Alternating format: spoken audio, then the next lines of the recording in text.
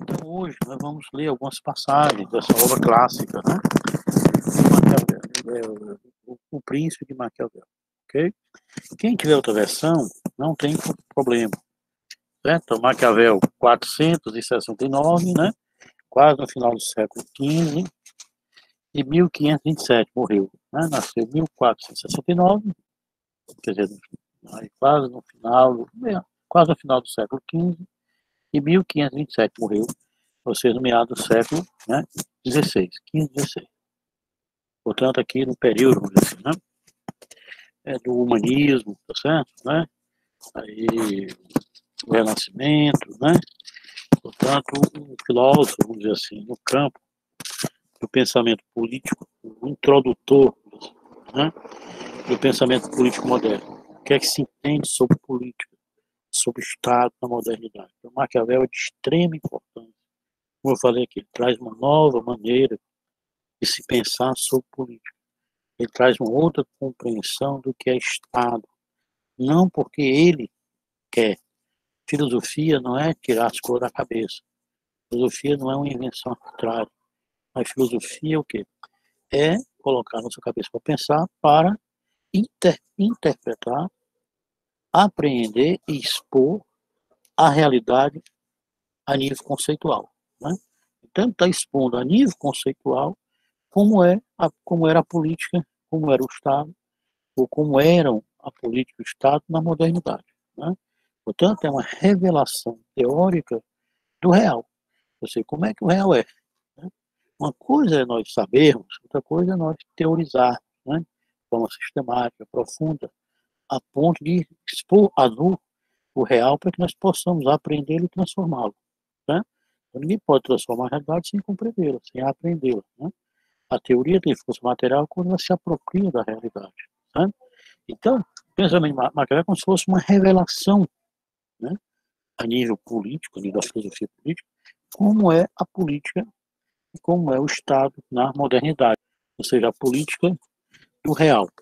Ou seja, a política, né, como uma atividade para a tomada do poder, o Estado como poder. E a política é uma atividade não só para tomar o poder, né, mas para permanecer no poder. Né? A política não tem uma finalidade externa a ela, tem uma finalidade exterior a ela. A política é uma atividade que visa, né, tomar o Estado e permanecer no Estado, ou seja, ter poder e permanecer no poder. Né?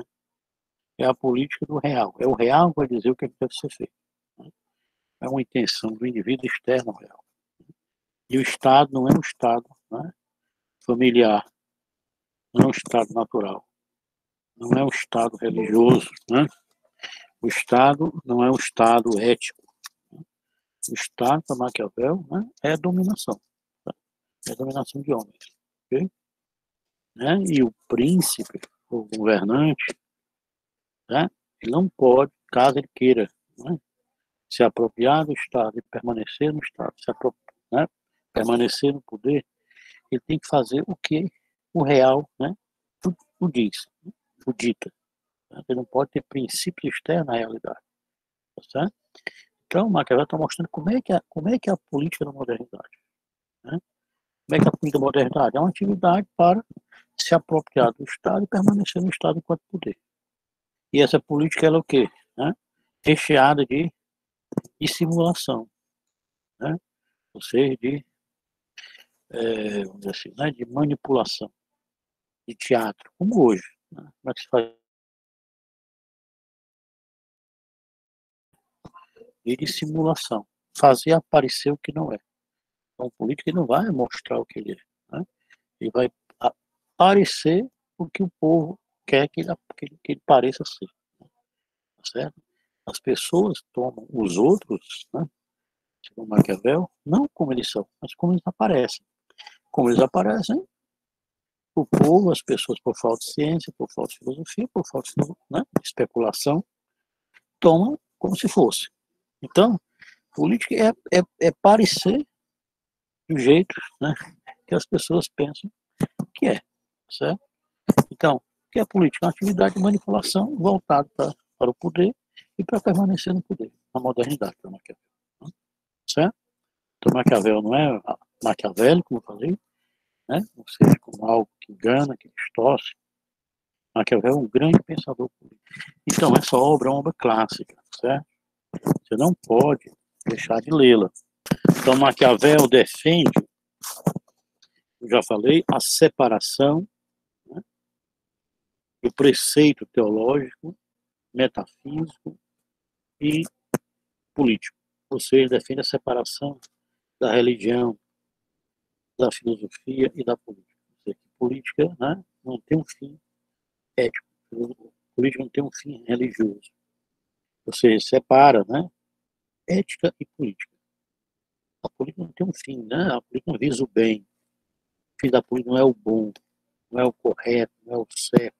Diferentemente da tradição aristotélica, que acreditava que a política era, né, que a política era uma extensão da ética.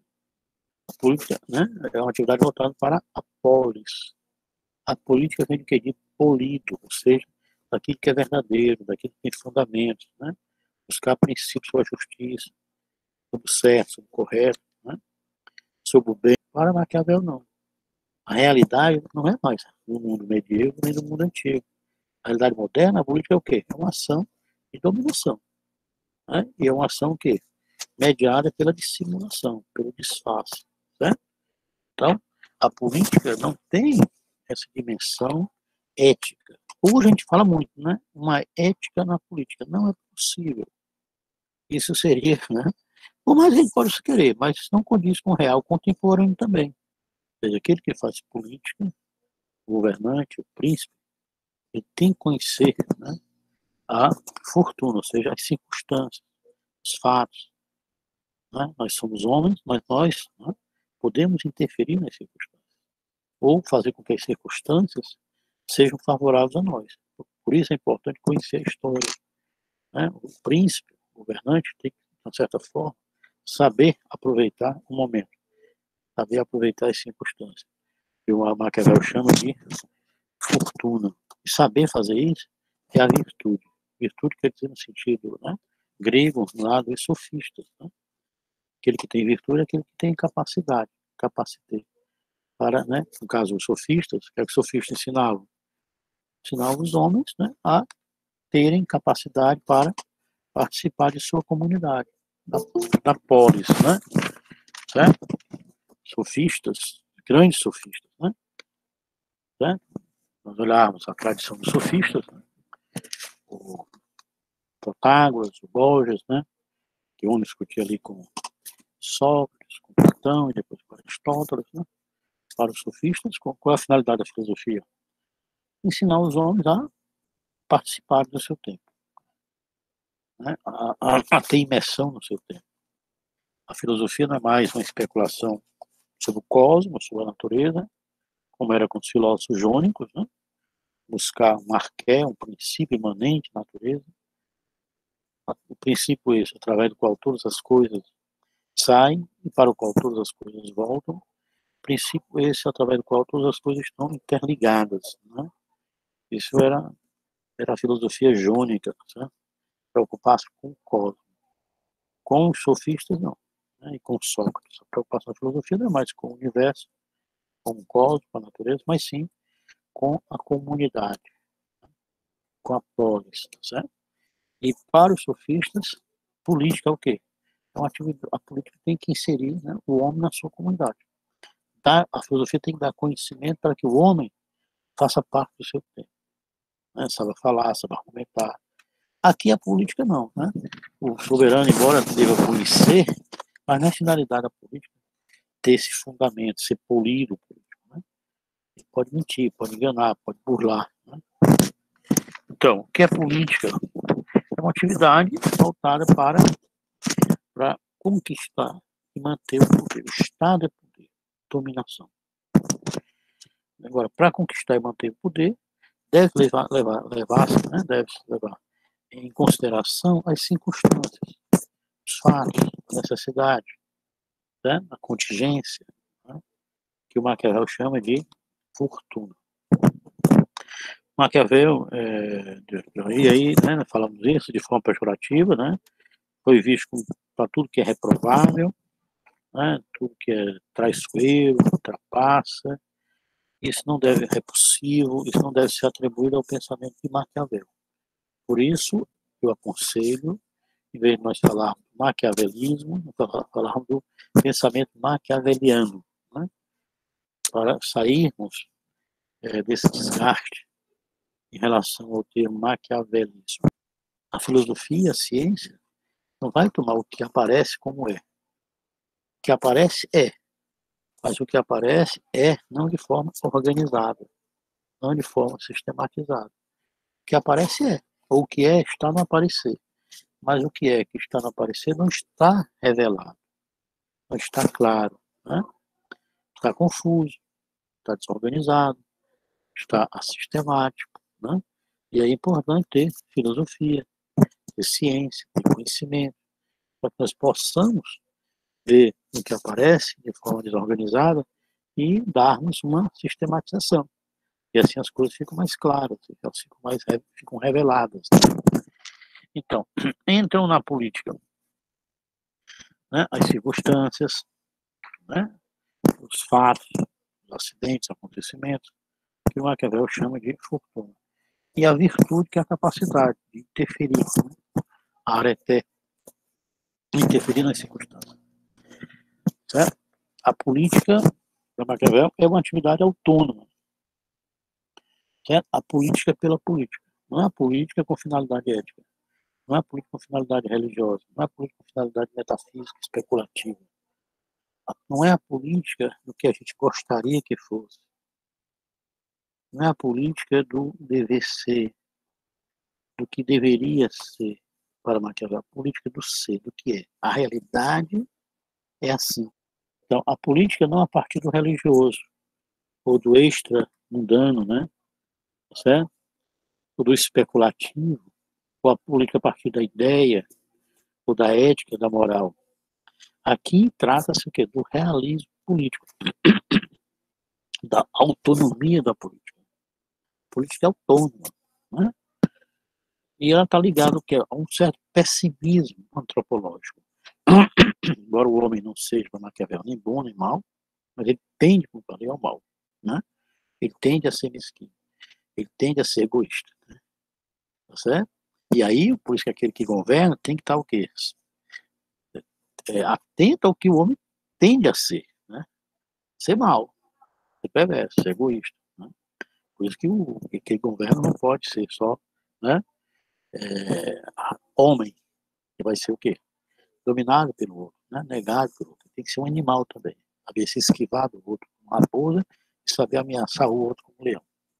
Então, se há a maldade humana, a natureza humana, né, no mundo dos perversos, quem pretende seguir os ditames, né, os caminhos da bondade, né, o caminho da verdade, né, o caminho da justiça, está perdido para Maquiavel, né?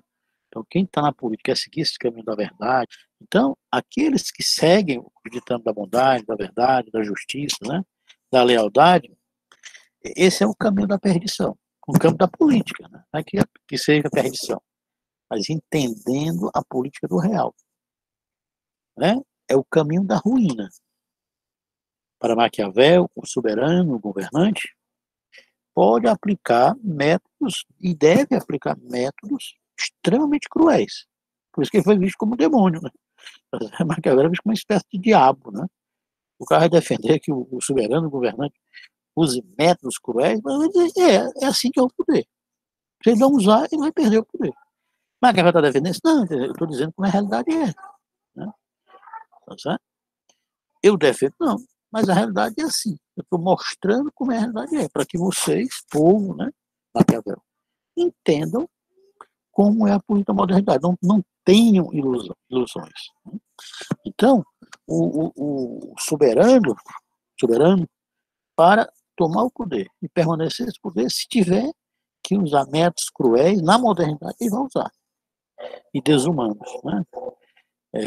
Os remédios extremos aos males. Se há mal, ele vai ser mal também. Se há crueldade, vai combater a crueldade com a crueldade. Se há falsidade, vai combater a falsidade com a falsidade.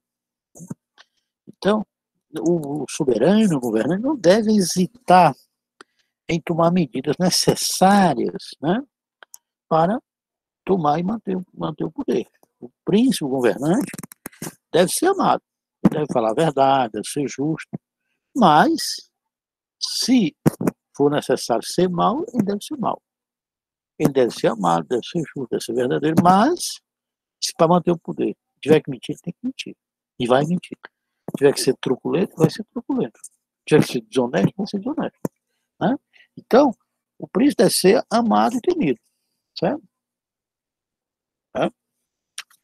Aí o príncipe, o governante, deve ter virtude, como falei, né, capacidade, aqui fazendo alusão aos sofistas, e deve saber aproveitar as oportunidades, as circunstâncias, né, que é a fortuna. Né? E deve evitar esse meio termo aristotélico. Mas o Aristóteles queria fazer política e ser moderado, ser ponderado, não cair nos extremos. Né? A ética aristotélica é a ética do meio termo, né? Da ponderação, da moderação. A Maquiavel não tem isso, não. Político não é você ficar no meio termo. Não é e não é. Política tem que ser afirmativo. É isso e pronto. Se a realidade disser que você tem que fazer, você vai fazer e acabou. Né? Não tem espaço para moderação, né? Para o meio termo. Né? O meio termo não serve para nada, dizia Maquiavel. Né? Certo? Vejamos uma pancada muito grande a Aristóteles. Né? A política tinha uma finalidade ética, para Aristóteles, né? Visar o bem comum, visar a comunidade, visar a coletividade. A política é uma atividade do polido, aquele que tem fundamentos, né? Fundado na verdade, na justiça. O governante tem que ser o quê? Moderado, né? Fazer ética, buscar sempre o justo meio, né? O termo médio. Mas Maquiavel não. Um termo médio não é nada, de nada. Você ficar no meio termo, não. Política é decisão. Você vai fazer isso e acabou. A realidade pode dizer. Né? Agora, embora Maquiavel ensine o soberano a tomar o poder e permanecer no poder, Maquiavel, na verdade, como eu falei, está revelando ao povo, a nós, como é o poder na sua essência. E ele era um republicano, ele defende não o poder soberano, mas o poder, vamos dizer assim, democrático, uma república democrática, né? Baseada na liberdade, nos bons costumes. Tá certo? Então, Maquiavel, 1469 a 1527. Né? Aí vem um capítulo 1, ok? Esse é um capítulo 1, ok? Então, vou aqui falar um pouquinho de cada capítulo, e aí, se der tempo, a gente vai ler, tá bom? Então,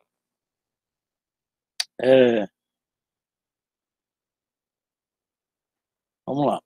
Tem aqui o capítulo 1 intitulado de quantas espécies, né, são os principados e quantos são os modos pelos quais se conquistam. Então, o capítulo 1 é o capítulo mais curto, mais breve de todos, de forma direta, sem uma introdução. Né? Os estados eles podem ser repúblicas ou principados. Né? Maquiavel classifica todos os estados, né, os antigos e os modernos, em duas categorias: república, né, seja democrática, ou de príncipe, né, baseado na hereditariedade. Vai falar, né, sem virtude, né, virtude quer dizer capacidade, né, sem capacidade, né, o soberano, o governante, não pode manter esse poder, tem que ter uma certa capacidade, certa astúcia, né? Capacidade quer dizer filosófica, teórica, né? Então, se tem um poder pela força, mas para mantê-lo é necessário o quê? Virtude, capacidade, né? Até o principado hereditário precisa também de virtude, né? De capacidade para se manter. Na Idade Média, o principado, né? O principado era hereditário, né? Hereditário que subia ao poder, ao trono, né? Por meios pacíficos, né? O príncipe hereditário, né? Era uma autoridade legítima e que subia ao trono por meios, né, pacíficos, ser passado de geração em geração. o príncipe natural, né, da monarquia, do poder hereditário, o principado hereditário, o poder hereditário, né, permanece o poder. O campo da política, né, Maquiavel, nesse capítulo, é da força, da guerra, da violência. Né? Por isso que o político ele tem que ter essa dimensão humana para, né, obedecer às leis, mas também tem que ser essa dimensão animal. Ser uma raposa e ser um leão, uma fera. Né? Ou seja, o campo da política é da força, da agressão. Mas, para manter, né, o poder, não é só força, certo? Não é só guerra, não é só violência. Também tem que ter o que? Habilidade.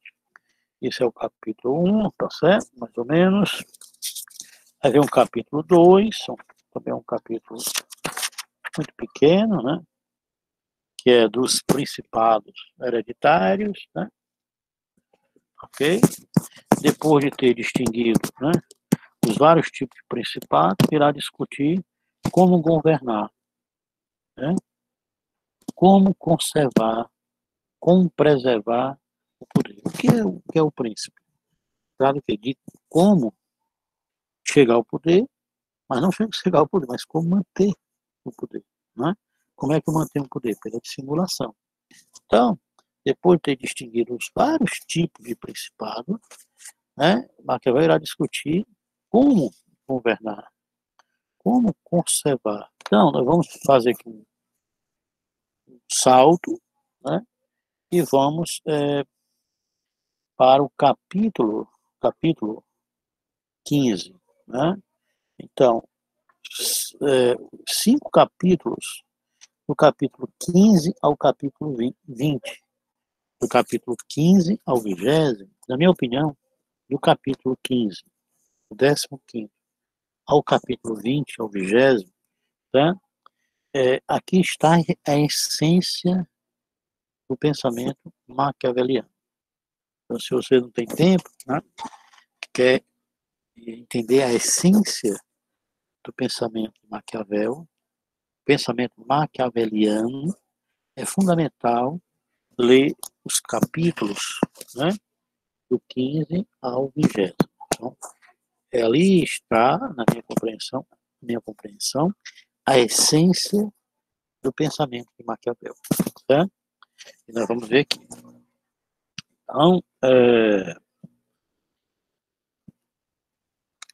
Então, do capítulo, os 5 capítulos, né? Do 15 ao 20º, encontra-se a essência do pensamento maquiaveliano. São os capítulos célebres, né?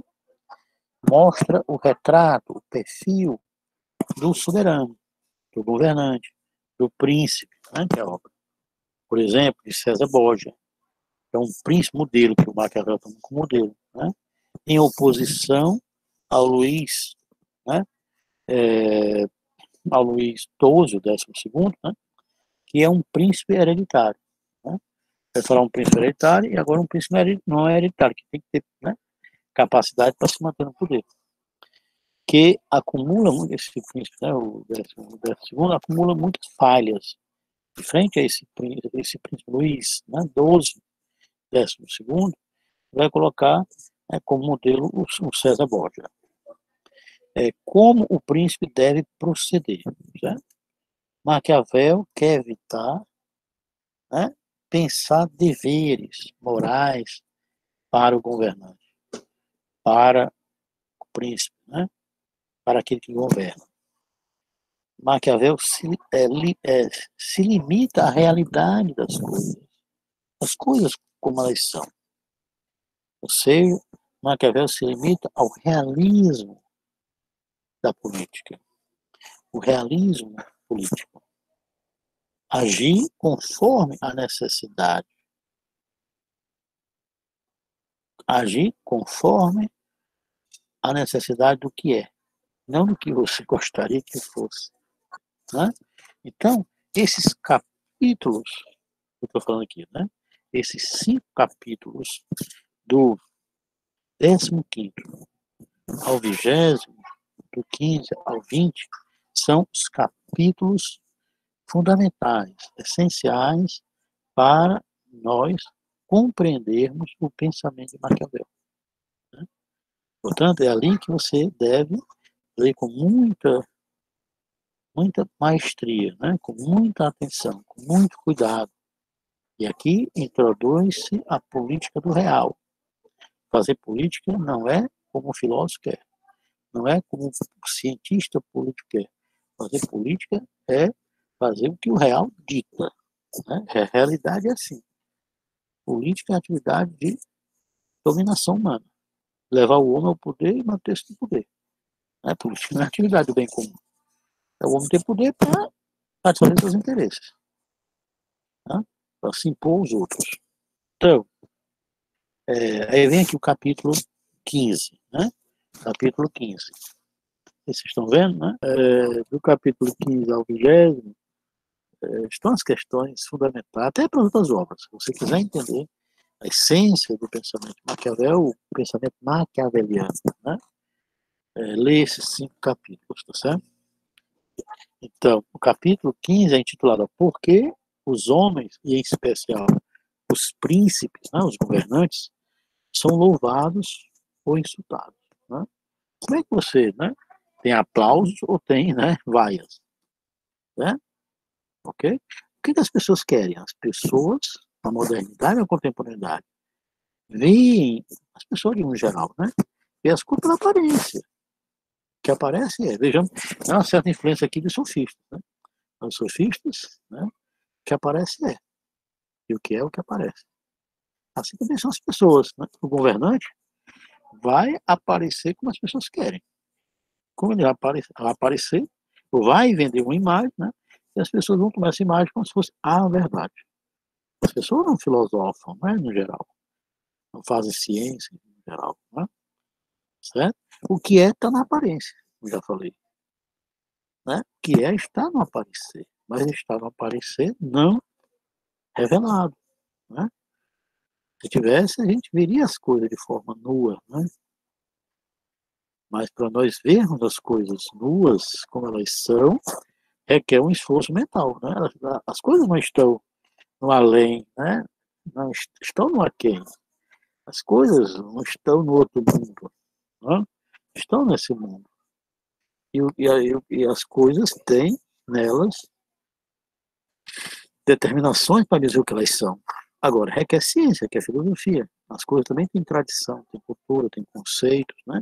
Imensos nela. Quando você olha uma cadeira, não é simples cadeira. A cadeira, né?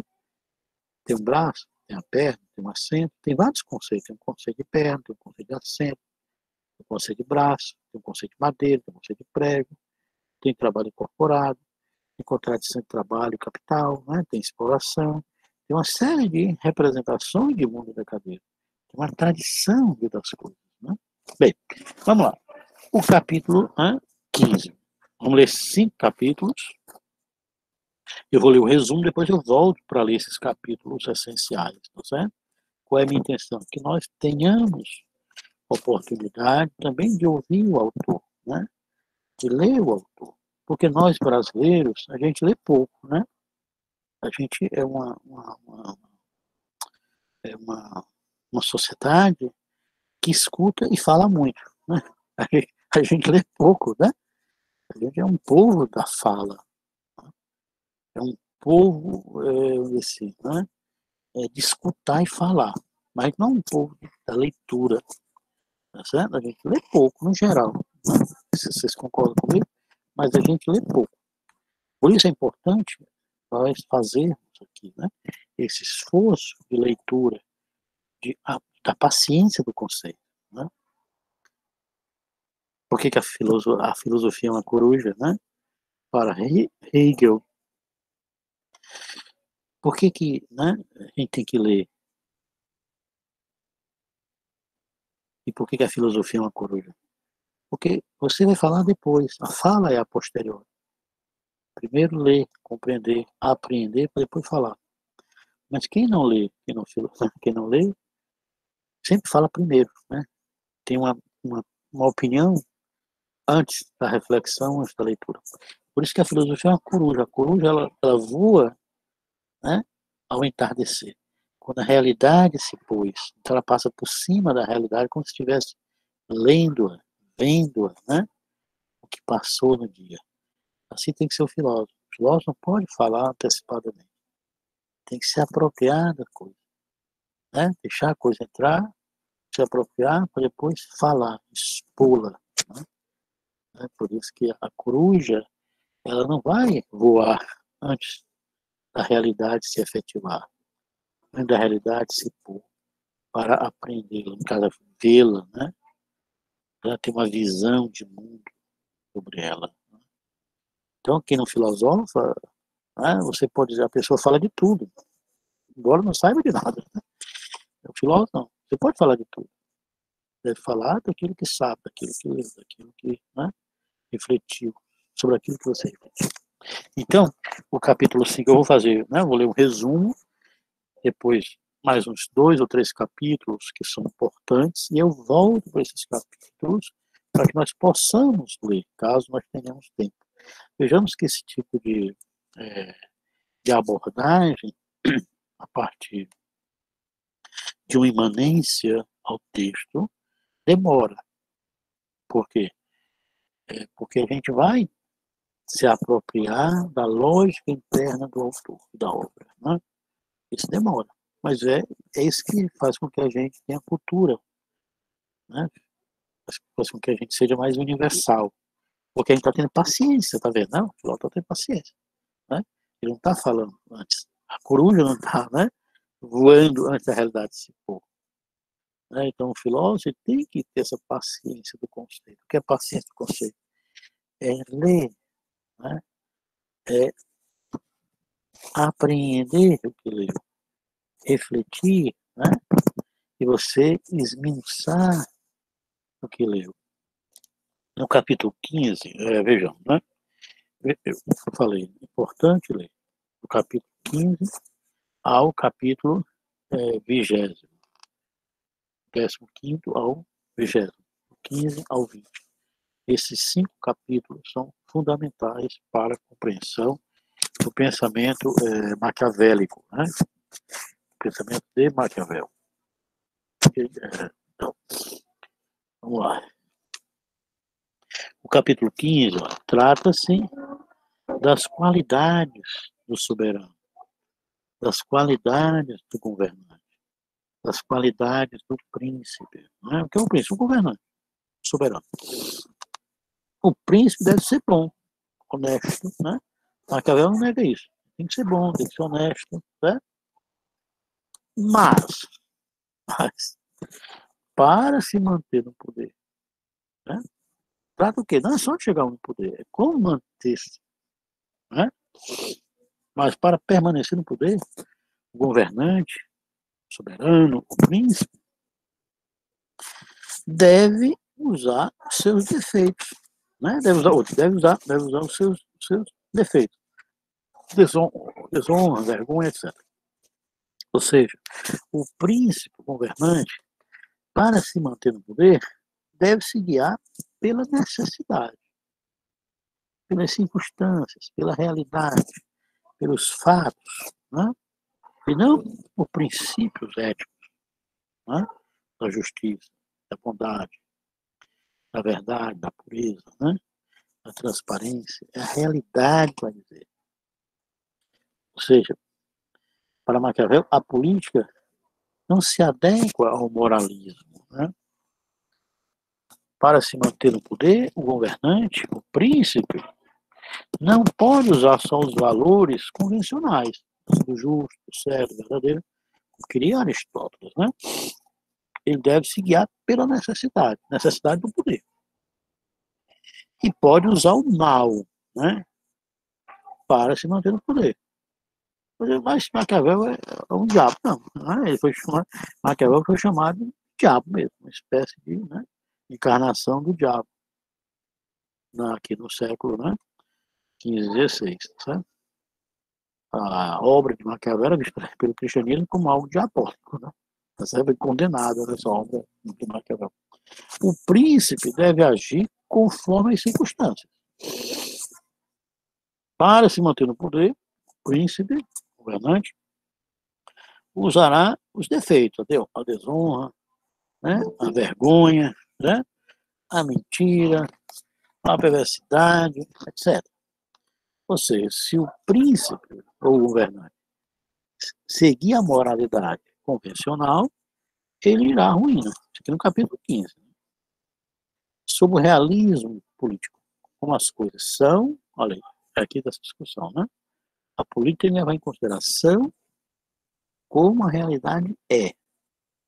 Não é que nós vamos fazer política pensando como a realidade deveria ser. Então, se o governante seguir o princípio, né, seguir a moralidade convencional, fazer o que é certo, fazer o que é justo, fazer o que é verdadeiro, né, fazer algo universal, esse príncipe, esse governante irá ruim. Né? Ou seja, né, a política é olhar as coisas como elas são e não como elas deveriam ser. Ou seja, entre como se vive e como se deve viver. Política não é como se deve, é como se vive. Entre ser e dever ser. Política não é para o dever ser, é para o ser. No 16º, uma qualidade boa do príncipe é ser liberal. Né? Ou seja, uma qualidade boa do príncipe bom, vamos dizer assim. Né? Ser liberal, a liberalidade. Gastar dinheiro é demasia. O príncipe, né, deve poupar, economizar, para né, não ter que cobrar impostos altos, né, aos súditos. E com isto, né, não ter, vamos dizer assim, né, a revolta, vamos dizer assim, né, dos súditos, né, do povo contra ele, contra o príncipe rei. Né? Então, ele fala aqui que o príncipe, o governante, tem que saber poupar, economizar, né, não, não ter que cobrar impostos altos, né, para não ter a revolta do povo, etc. O que o Maquiavel está dizendo? Está mostrando como é que o soberano faz para ter o poder. Né? Como o Rousseau falou, o Maquiavel, embora esteja revelando o caminho da tomada e da permanência do poder, está nos ensinando como se fosse uma ontologia da política. Né? O ontos, o ser da política da modernidade.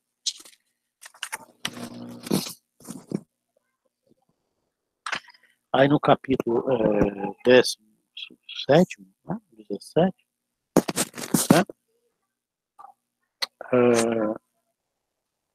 aqui, vai falar,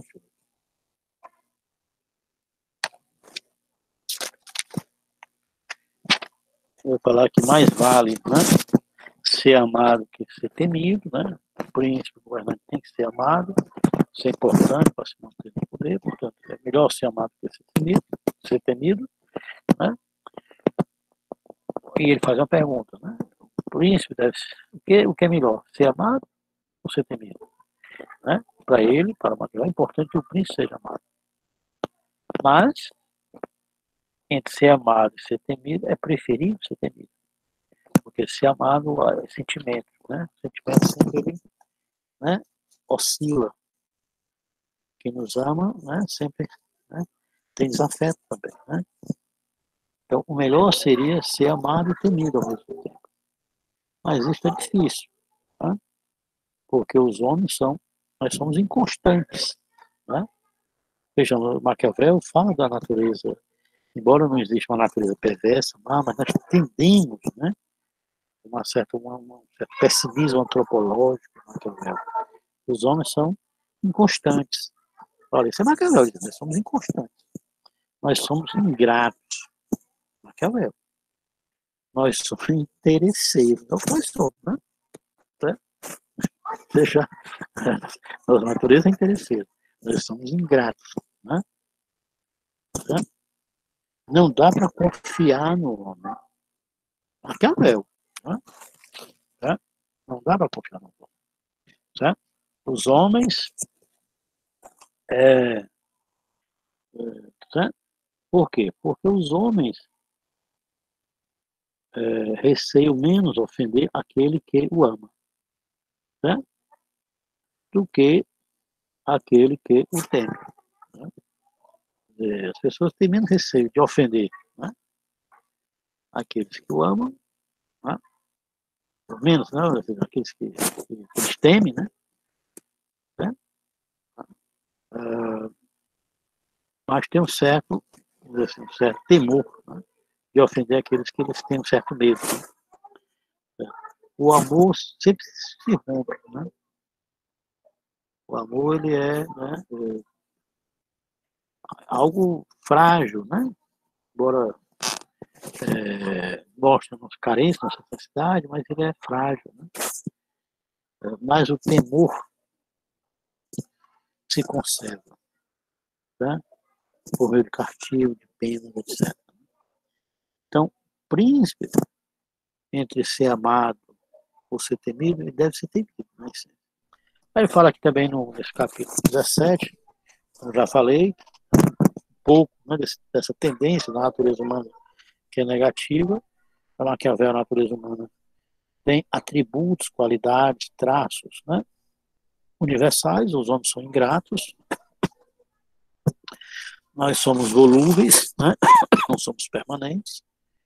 Nós somos o quê? Dissimuladores. Né? Dissimula. Né?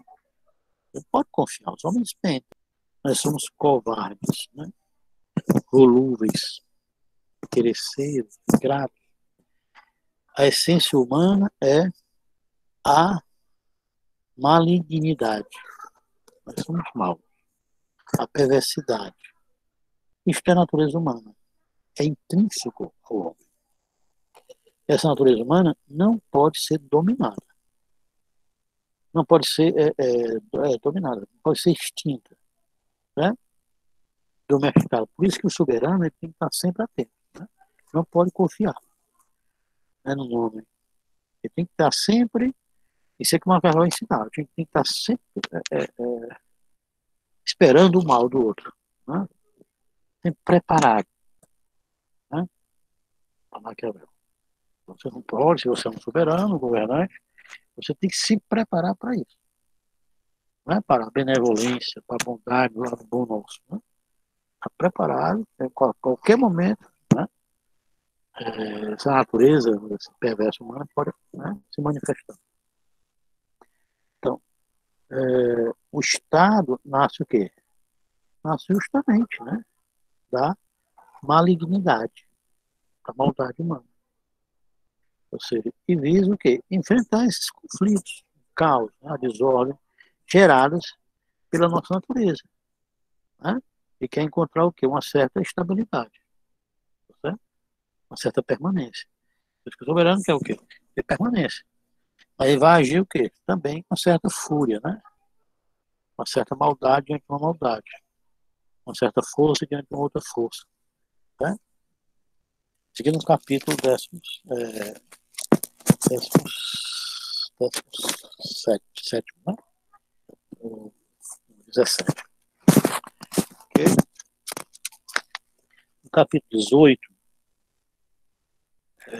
Maquiavel vai falar que o príncipe, olha a coisa linda, né? Deve possuir a aparência. Né? A política é o quê? É no campo da aparência, da dissimulação. Né? Isso é importante hoje também. Né? O governante, o candidato, ele tem que parecer que ele é capaz, embora ele não seja capaz. Né? Pode ser um imbecil, mas vai aparecer como se soubesse. Né? Ele vai pedir alguém para fazer um discurso, vai pedir alguém para escrever, né? Ele vai aparecer como se fosse um cara, né? Entende isso, né? Uma pessoa, né, culta, etc. E tal. Então, o governante, o príncipe, deve possuir a aparência. No caso aqui, o Maquiavel está falando disso, a aparência. As pessoas, né, veem só pelo que aparece. As pessoas não veem o que está por trás do aparecer. Né? Não vão além da aparência. E o governante, o político, tem que aparecer o que as pessoas querem. Né? Ele tem que aparecer, né, por sua aparência. Ser bom, ser fiel, ser humano, ser sincero. Né? Parecer ser uma pessoa do bem. Né? O príncipe deve, né, se voltar, né, para todas as direções. Né? conforme os acidentes exigem. A virtude política, né? Exige força e também os vícios, né? Ou seja, a virtude política, o agir virtuoso. Né? Então, ele vai dizer que o homem deve agir como homem, obedecer às leis, mas deve agir também como animal, como falei, né? Certo?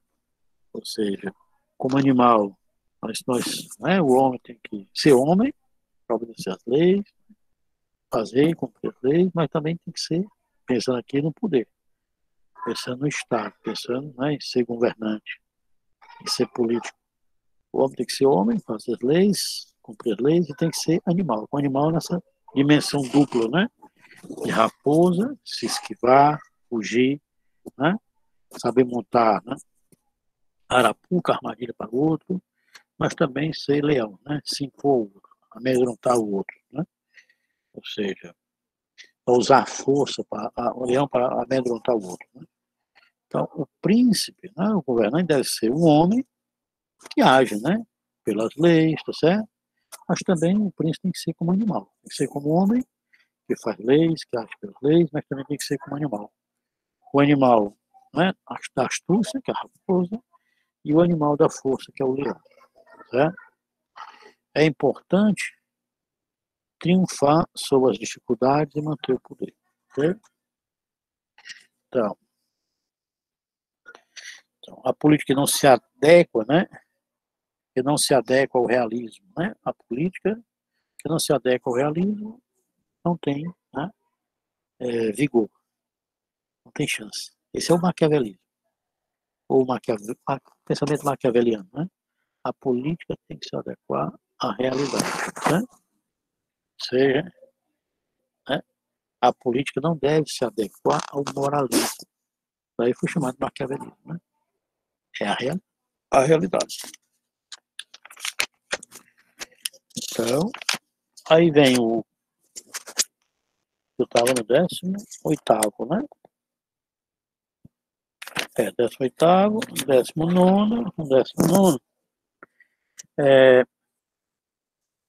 Ele vai falar 18º, né? Aí ainda um pouco, que é a quinta essência, né? Do pensamento maquiaveliano. Aqui Maquiavel, no capítulo 18º, é muito censurado pelos leitores, né? Ele vai falar, né? Aqui que o príncipe não deve agir sempre de forma fiel e franca, né? Quem age assim fracassa.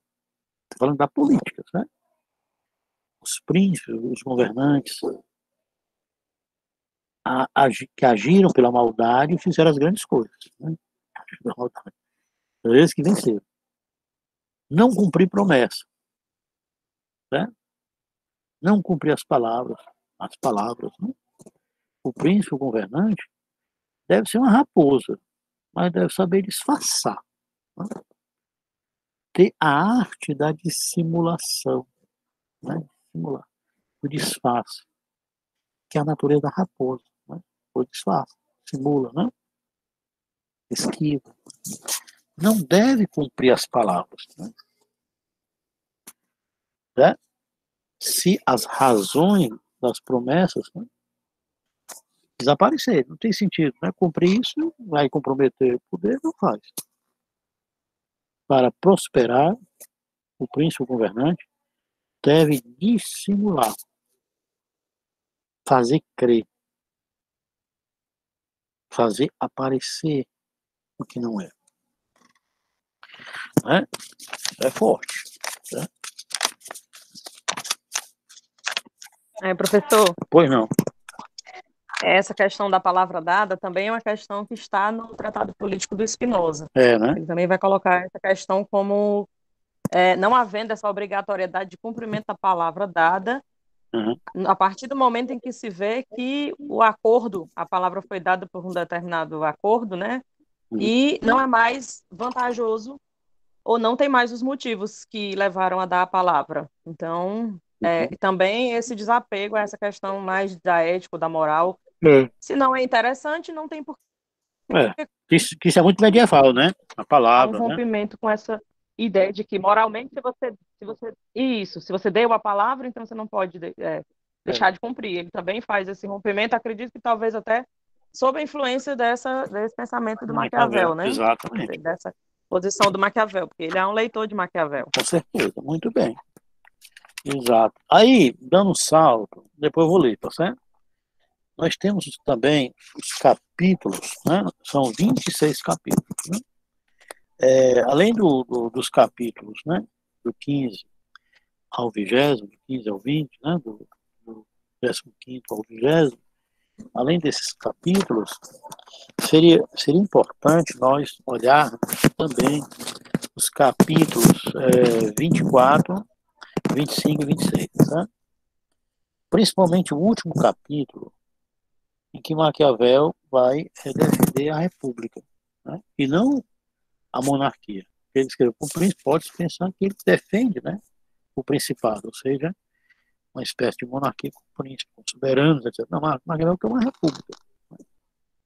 Então, o capítulo 26, 26º, Maquiavel revela seu amor à Itália, porque a Itália, né, nessa época, e saindo da Idade Média para a modernidade ainda, os países, né, não havia uma nação, havia muito fragmentação, muitas cidades-estados, né, em guerra, né, de gladiamento. Né.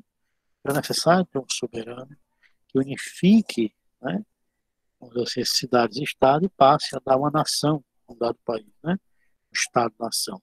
Né, então, ter força, etc. Né. Daí vem o Hobbes, vem o Maquiavel, etc. Né. Então, Maquiavel revela seu amor à Itália despedaçada, né, e subjugada.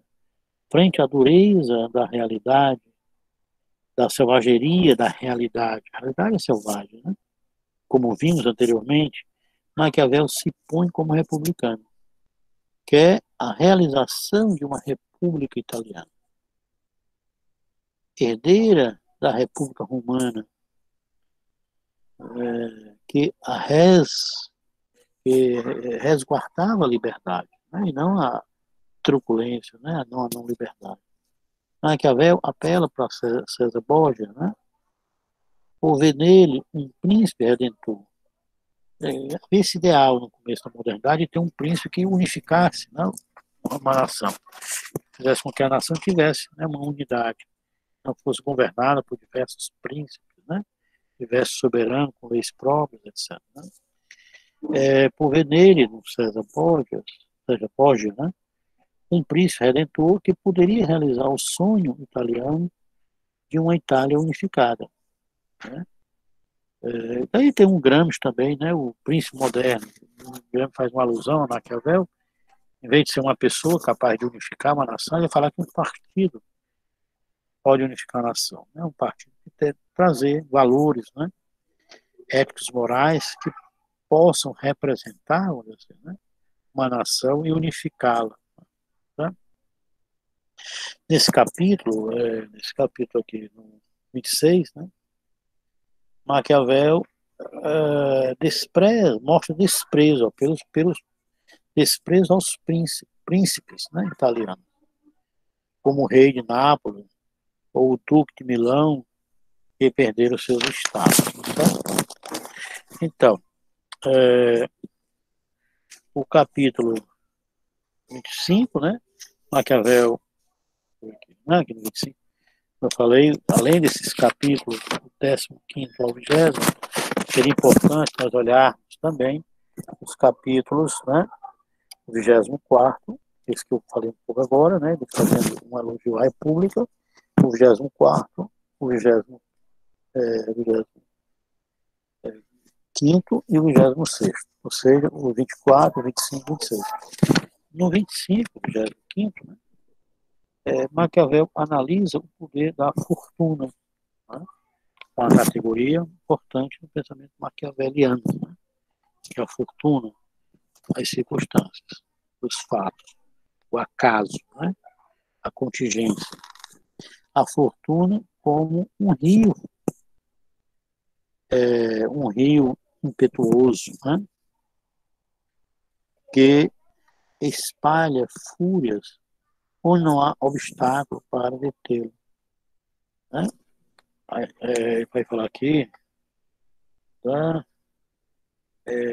Que a Itália, né, a Alemanha, a França sofriam inundações, né? É preciso ter alguém capaz de saber conduzir o rio, né, para que não haja inundações. Vai falar aqui, né, a fortuna, entendendo-a como a contingência do acontecimento, né, que anteriormente a Maquiavel era visto como algo, uma fatalidade, né? Ou seja, algo inabalável, inalterável. Maquiavel não. Né? O homem pode alterar as circunstâncias. Né? O homem pode alterar o curso do rio, né? E evitar as inundações. Né? Esse rio impetuoso, né? Quer dizer, os fatos, como um rio impetuoso que sobrepunha, né, ao homem, que era visto como algo infalível, com a modernidade, particularmente com a Renascença, né? O homem é um ser que também pode modificar, né, a realidade através da sua capacidade, né? Através da sua virtude, né? Ou seja, que a contingência não é algo infalível, inabalável, né? A virtude, então, né? Por um lado, a fortuna, a sorte, são a contingência, os fatos, né? Não podem ser vistos como algo, né, inalterável, como algo assim, uma mera fatalidade, né? Pois a virtude, a capacidade, né, do homem pode intervir na fortuna, nos fatos, né? Ou seja, não se submeter totalmente à contingência aos acontecimentos.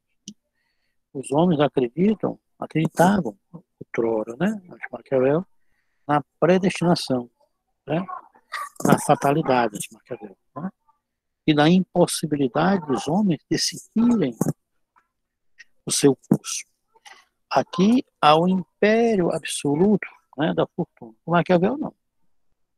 Mas Maquiavel defende que a virtude, né, que é a capacidade, a habilidade, pode conquistar a fortuna. Coisa linda, né?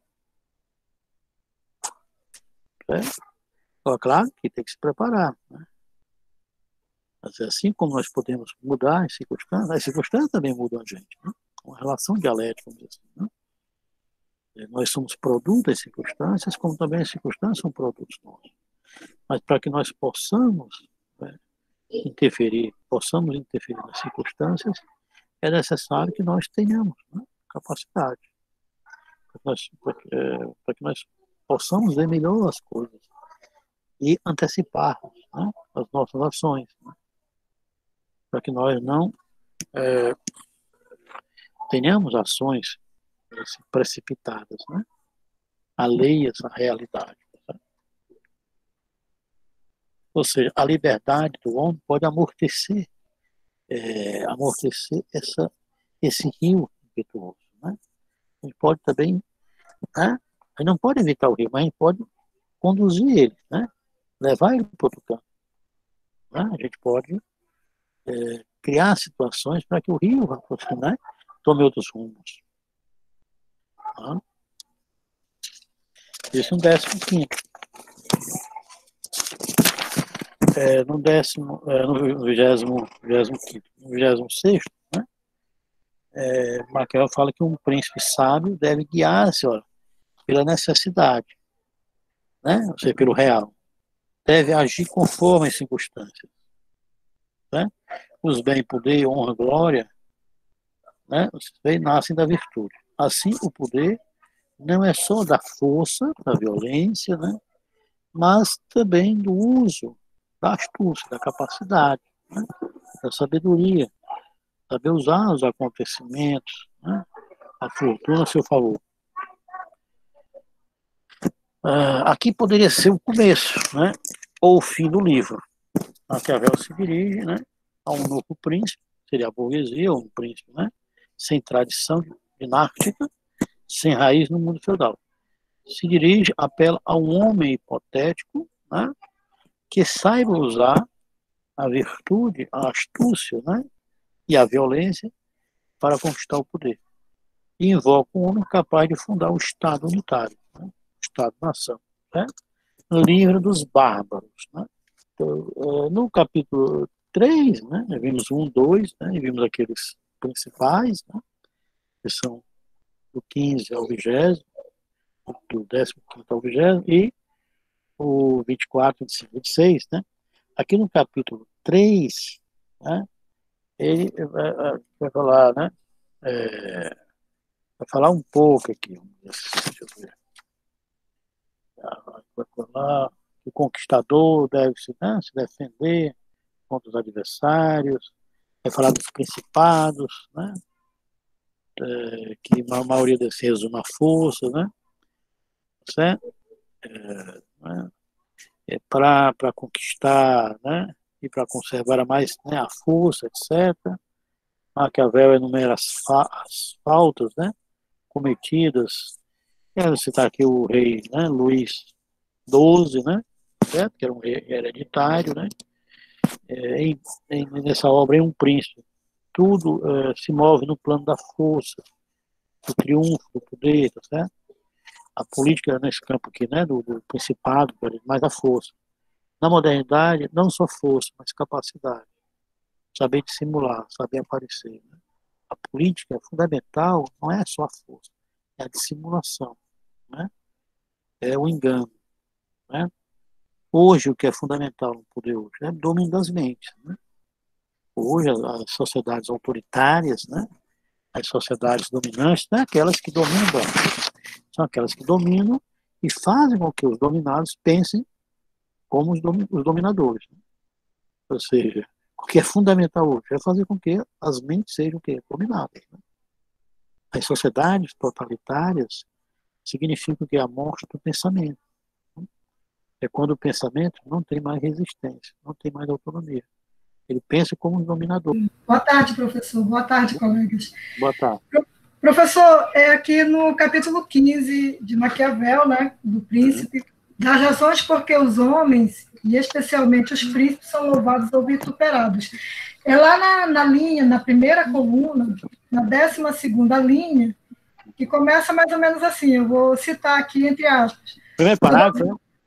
É o primeiro parágrafo. Na primeira coluna, na 12ª linha, né, a passagem. Começa lá com todavia. Todavia, como é meu intento escrever coisa útil para os que se interessarem, pareceu-me mais conveniente procurar a verdade pelo efeito das coisas, do que pelo que delas se possa imaginar. E muita gente imaginou repúblicas e principados que nunca se viram, nem jamais foram reconhecidos como verdadeiros. Então, eu tenho 3 questões aqui. Essa passagem parece simples, mas ela é profunda. E eu começo aqui pelo final, né? Muita gente imaginou repúblicas e principados que nunca vieram, nem jamais foram reconhecidos como verdadeiros. Eu penso que aqui nessa passagem, como o senhor já falou anteriormente, ele retira o filósofo da ágora da política, né? Ele retira aqui, e retirando os filósofos, ele retira também a questão dos princípios universais. Ele não está interessado aqui nesses princípios universais.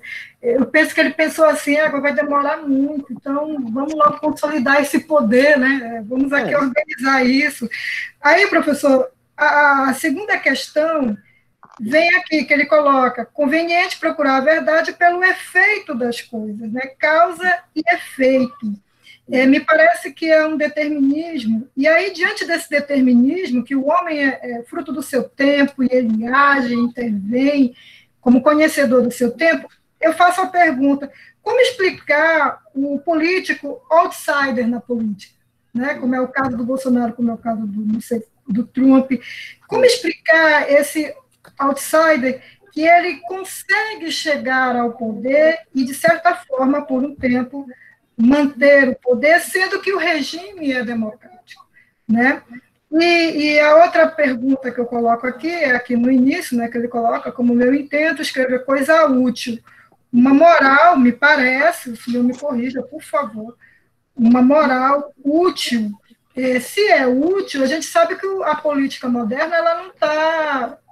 Maquiavel, ele mirou no que viu e acertou também no que não viu, né? Ou seja, o político ele não está sozinho, ele está também com o capital, ele está também a serviço do capital, né?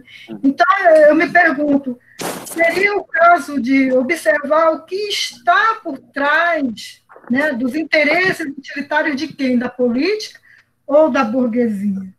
Né?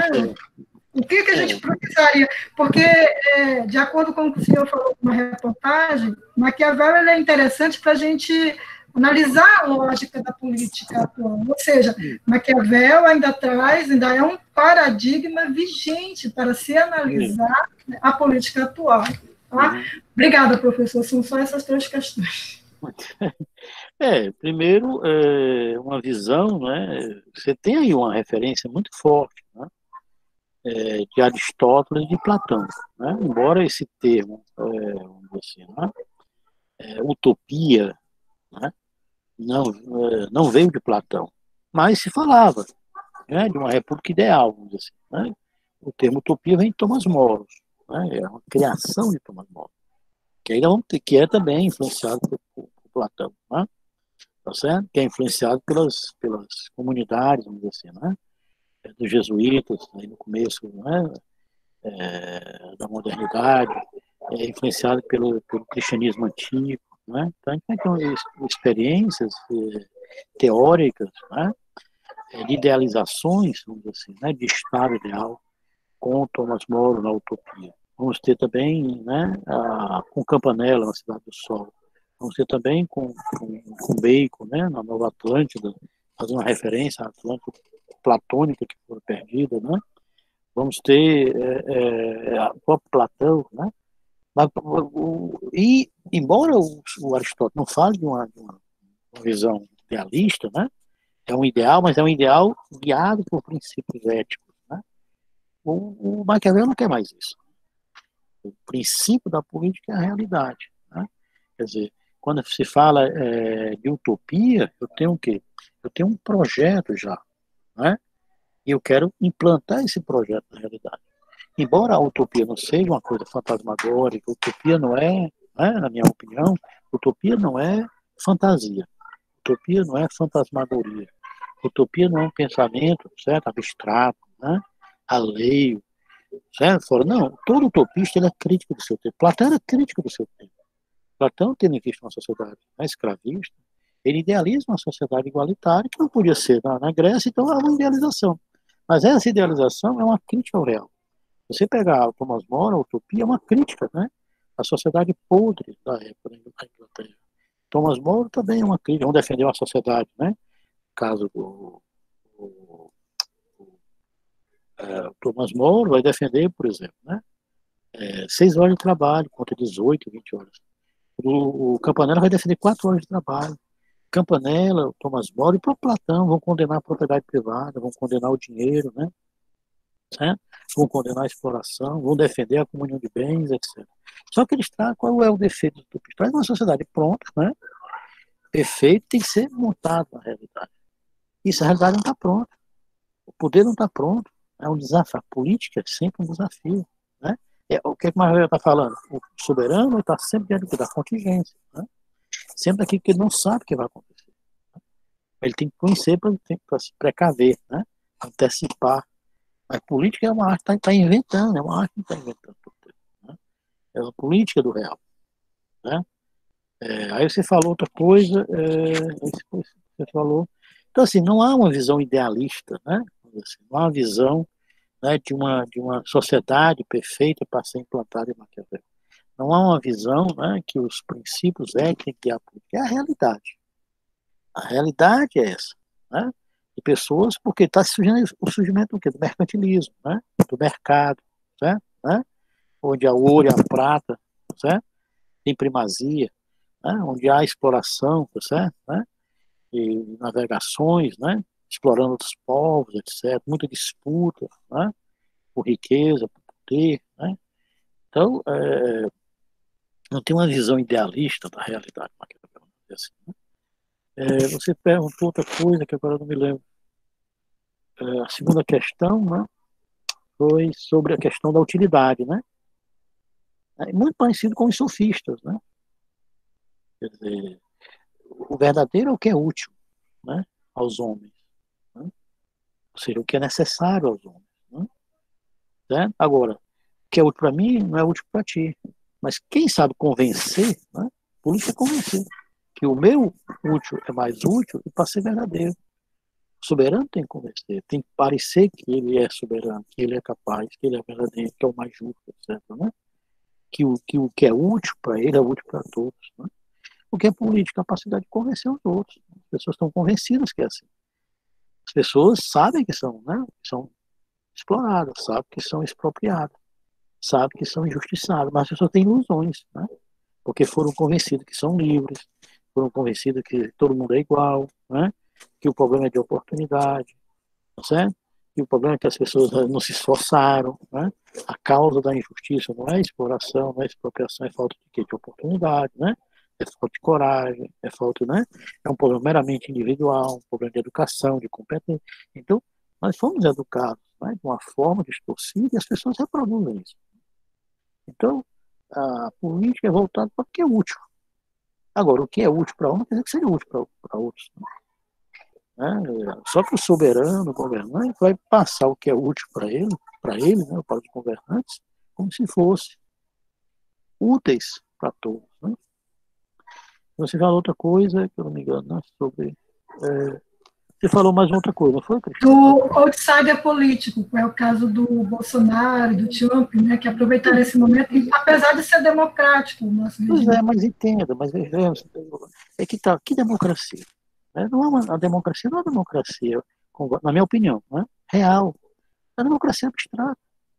A democracia real é que as pessoas pudessem discutir. As pessoas tivessem condições teóricas, né, e materiais para discutir. As pessoas tivessem condições de comer, de beber, né, tivesse habitação, tivesse boa educação. Democracia, as pessoas pudessem discutir o resultado do trabalho, o resultado da riqueza, isso pudesse ser distribuído. É uma falsa democracia. A democracia não está sendo negada. Né? Está negando a democracia. Não. A democracia está sendo o que ela é, uma democracia limitada, uma democracia aparente, uma democracia que não é democracia. As pessoas, no fundo, estão o quê? No meio da necessidade, né? No meio da ignorância, das limitações teóricas. As pessoas têm o quê? Né? Uma mentalidade de serem dominadores, né? De serem senhores. As pessoas aqui no Brasil, por exemplo, né? Na literatura, Machado de Assis mostra isso, o sonho do escravo é ter outro escravo. O sonho do trabalhador é ser patrão. O sonho dos dominados é serem dominadores. Né? Não é um sonho solidário, não é um sonho, né, de compartilhar. Nós alimentamos, reproduzimos o que é a mentalidade dominadora. Né? Nós achamos que o trabalhador é preguiçoso, né? Que é vagabundo, que ele tem que estudar. Né? A gente tem uma visão das causas, né, da miséria, da exploração, da exclusão. Tem pessoas até cultas, pessoas que estudam, que acham que dá ajuda ao pobre, né, até fortalecendo. Mas não, as pessoas realmente precisam de ajuda, foram exploradas, foram expropriadas, né? Precisam sim da ajuda do Estado, entende? Então nós estamos falando de uma democracia que não é democracia. As pessoas não têm condições iguais para discutir, não têm condições iguais para debater. Não é que as pessoas sejam limitadas, sempre digo isso. Ah, mas o pobre não sabe filosofia, os pobres não sabem da ciência. Não, as condições foram dadas, uma boa educação, foram dadas uma boa alimentação. Ah, mas tiveram escola. Sim, mas educação precisa ter alimentação. Educação precisa ter, né, habitação. Você não pode estudar, pensar, refletir, ter cultura, capacidade, imerso na miséria, imerso na fome. As pessoas não basta só comer, mas só beber é o que comer. As pessoas também morrem quando comem, né, sem qualidade, quando bebem sem qualidade. Isso também prejudica a capacidade de pensar, a capacidade de refletir, entende? Hoje pode dizer, mas poucas pessoas morrem de fome. Pô, realmente, as pessoas comem, mas comem o quê? Né? As pessoas morrem muito cedo. Contraem várias doenças, né? De alimentação, né? Uma alimentação de qualidade. Né? A bebida não é de qualidade, a habitação não é de qualidade. Saneamento é de qualidade. Então, a formação requer também ter uma habitação, requer também ter uma alimentação. Isso é que fala de democracia. As pessoas, nós podemos falar de democracia? Não. Uma democracia falsa, uma democracia que não é democracia. A democracia não está sendo atacada, está sendo o que ela é. Né? Ela é limitada, ela é falsa, ela é aparente, ela é abstrata, entende? Né? Aí por que gera um Trump? Por que gera um Bolsonaro? Porque a mentalidade do povo, né, é de polícia, é de força, né? É de repressão, é de dominação, entende? Nós não tivemos no Brasil iluminismo, esclarecimento, né? Uma formação de reconhecimento mútuo, né? De confiança no outro, né? De igualdade. Né? A gente tem uma formação de dominação, né? De exploração, uma cultura do dominado, né? Do dominador, né? Que tem que explorar, que tem que reprimir, né? Que as pessoas só funcionam se forem reprimidas, só funcionam se forem, né? Violentadas, né? Se forem chicoteadas, entende? A gente tem uma cultura que esses Trump, né, Bolsonaro, reproduz, as pessoas passam a reproduzir, eles passam a ter respaldo. O nazismo venceu como? O Hitler falou que o povo podia, né? Certo? Que estava ali imerso, vamos dizer assim, né? Na cultura alemã, vamos dizer assim. Aqui a gente tem preconceito, né? Ao pobre, aí tem preconceito ao nordestino, aí tem preconceito ao negro, né? Aí tem preconceito ao índio. E nós somos do povo que é misturado, não existe só branco, não existe só negro, não existe só índio. Todo brasileiro tem a mistura, não existe, eu não sou branco. Eu tenho um negro dentro de mim, eu tenho índio dentro de mim, né? Todos nós temos. O cara que é negro, ele também tem branco dentro dele, também tem índio dentro dele. Não existe um brasileiro que é negro, que é só negro, não existe um brasileiro que é só branco, não. Mas nós achamos que, né? Quem é branco é contra o negro, quem é branco é contra o índio, né? É contra o pobre. Está enraizado em nós, entende? Né? Então nós não tivemos ainda um banho da cultura, não tivemos um banho de iluminismo, de renascimento, né? Um banho de educação, um banho de democracia, isso é falso. Então o que nós temos uma cultura muito primitiva, muito bárbara. Né? Se a gente for por aí, na periferia, as mulheres são insultadas, né? Os índios são insultados, os negros são insultados, os pobres são insultados, os professores são insultados, né? A cultura é insultada, a filosofia é insultada, a ciência é insultada. Né? Você pode falar de democracia? Não. Democracia se as pessoas tivessem condições de comer bem, tivessem condições de beber bem, tivessem condições de morar bem, né? Tivessem condições de ter uma segurança, entende? Né? As pessoas não têm, isso é falsa democracia. Então nós estamos falando, não é uma monstruosidade que foi gerada, né? Entende? E quem não sabe como não. Nós temos condição de gerar isso, porque nós estamos imersos num reino da necessidade ainda, né? Uma cultura ainda muito, vamos dizer assim, né? Aquém, assim, né? Da desenvoltura que deveria ter. Nós nos iludimos, na verdade, né? Quando a esquerda entrou, o Lula entrou, né? O PT entrou, teve uma ilusão que houve, né? Um boom, certo? De igualdade, mas foi na aparência. Até o Luciano falou uma vez, né? Foi no campo econômico, as pessoas comprarem, consumirem, daí o capitalismo aceitou, a burguesia aceitou, né? Uma coisa é você universalizar a democracia na perspectiva do consumo que o capital precisa, né? Para escoar suas mercadorias, entende? Você dá poder aquisitivo, né? Para as pessoas consumirem. Mas consumir não quer dizer desenvolver-se mentalmente. Não quer dizer um desenvolvimento, né? Da mentalidade do povo. É tanto que as pessoas continuaram preconceituosas, né? Estava ali enraizado, né? Estava ali enraizado um preconceito à mulher, preconceito, né? Aos homossexuais, preconceito ao negro, preconceito ao índio. Não é só e o pobre também, branco, né? Você é branco, é pobre do mesmo jeito, né? Ao professor, né? A cultura, a filosofia. Então, não foi à toa, entende? Quer dizer, nós estamos propensos a todo momento termos, né, governos autoritários.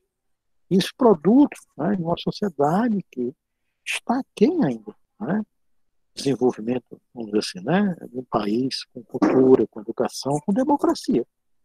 A nossa democracia é falsa. A democracia, né, ela é aparente, entende? É uma pseudo-democracia. Você está entendendo, Cristiano? Né? Ela é falsa. Né? Então, na verdade, que nós estamos ainda numa sociedade muito, né, primitiva, muito aquém. Entende? A educação é maltratada, os professores são maltratados, as pessoas são respeitadas, né? As pessoas passam fome, passam necessidade, né? Vivem na miséria, né? As desigualdades são imensas, entendeu? No Brasil. Como você pode falar de democracia? Não tem como, né? Entende? É uma democracia que distante da realidade dos indivíduos.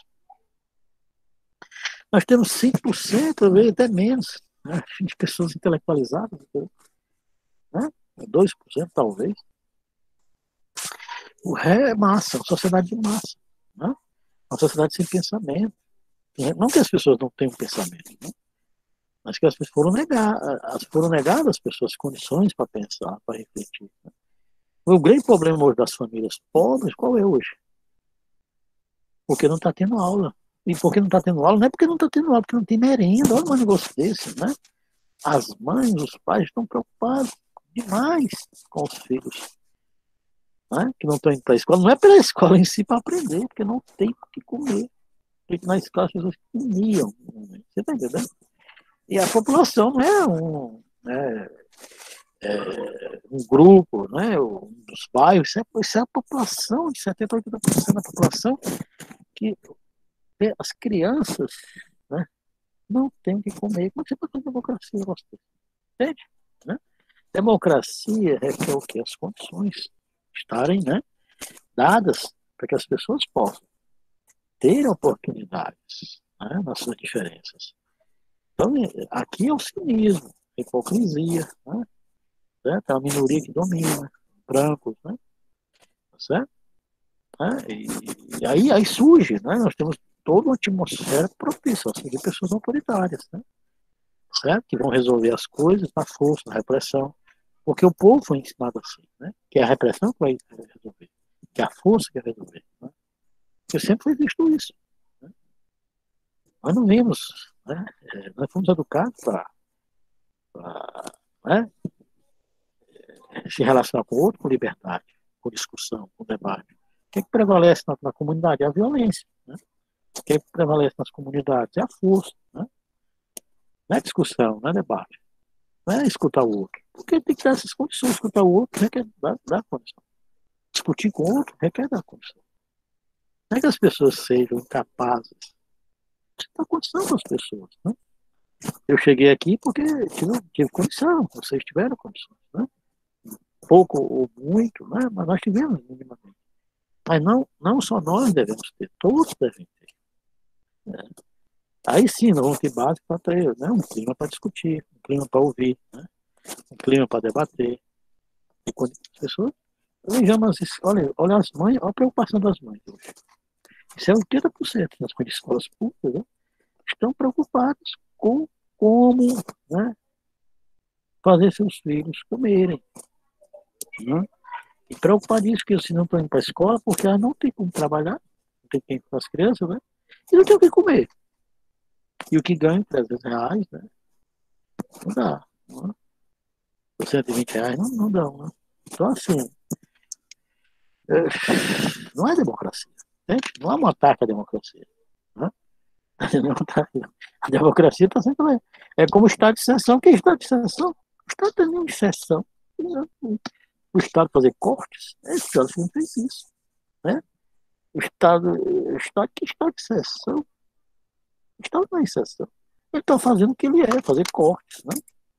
Entendeu? Contra, né? O Estado em crise, ele vai atender ao capital, vai atender aos possuidores, vai atender aos proprietários, sempre atendeu. E em crise vai cortar hoje o mundo do trabalho, né? Para favorecer o capital, o trabalho. Ele está sendo de exceção, mas ele está sendo o que ele é. O Estado está sendo. Mas olha, muito bem, viu, o Cristiane? Parabéns. Cristiane, né? Parabéns, viu? Belíssimas, né, colocações, viu? Excelente. Professor, tem uma questão. Pois não, meu querido. Desculpa, professor. Boa tarde a todos. Eu estava dando aula até agora há pouco, professor, e aí eu fiquei muito penalizado porque eu perdi aqui uma boa parte da explicação do senhor, mas eu ainda peguei um pedaço aqui. E é sempre bom tá ouvindo uma pessoa assim que consegue fazer ligações tão precisas assim com o conteúdo, sabe? Com o Maquiavel, fala e tudo. Então, assim, uma das coisas que me chamou a atenção quando o professor falou, né? E depois quando a colega aí, a Cristiane, né, falou também aí sobre essa questão. Deu um show aqui, a Cristiane. Não, a Cristiane sempre é desse jeito, professor. Ela é cirúrgica nas coisas que ela faz. Tá? Eu sou da mesma turma de mestrado dela. A gente observa isso, toda reunião nossa, ela sempre é muito precisa. É de onde a Cristiane? É de onde? Qual mestrado? É do Profilo, né? Ela você no mestrado profissional. Eu também sou. Cristiane, parabéns. Muito bem. Prazer. Vamos lá, meu querido. É o Mendonça, né? Vamos lá.